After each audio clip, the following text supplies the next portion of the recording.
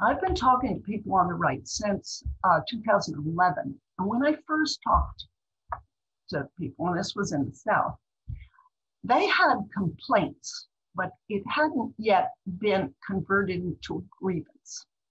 Their complaint was saturated in the sense of loss.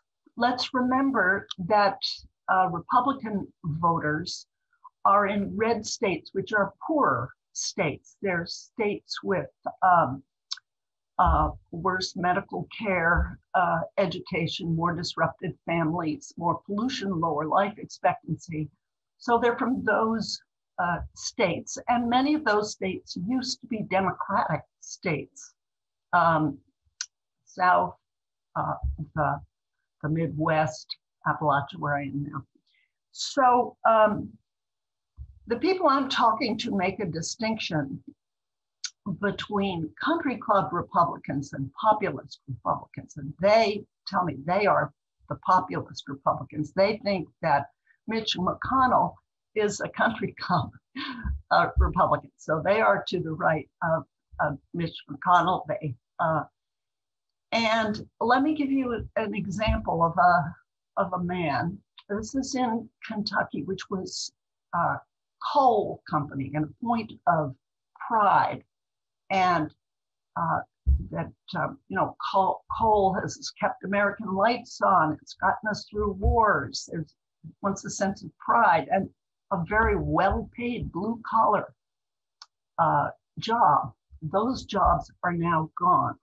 I talked to a man who said, I was a coal miner. I lost my job when the company filed for bankruptcy. I had an injury. I went to the doctor. I was given OxyContin, which is a highly addictive drug. He became addicted, severely addicted. He lost his wife. He lost his children, the custody of them.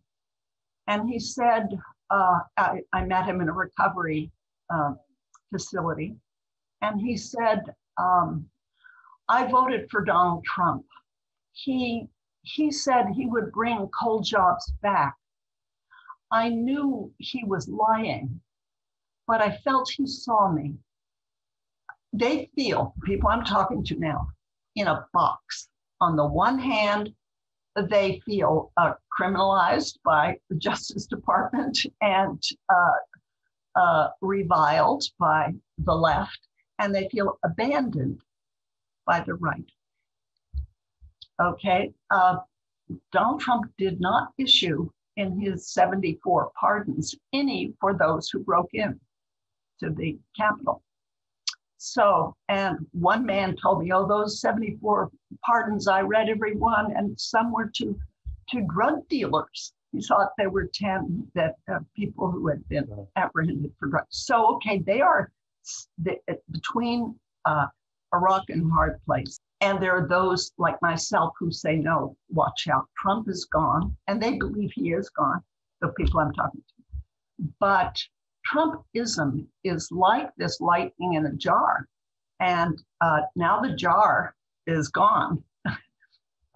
And there's, I think it's going to go two ways. And just impressionistically, for some, the anger will condense and the paranoia will increase for a hardened core. And without much of an off-ramp, there are others who are going to dissipate.